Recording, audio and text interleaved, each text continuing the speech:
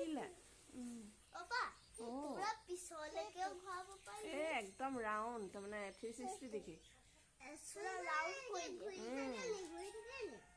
দিয়ে এনেকে ঘূৰাব পাৰে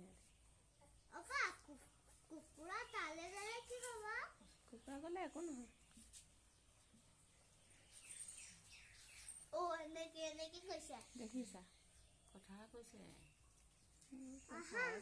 কৈছে দাদা কৈছে আৰু ভাষাই কিবা এটা কৈছে আমাক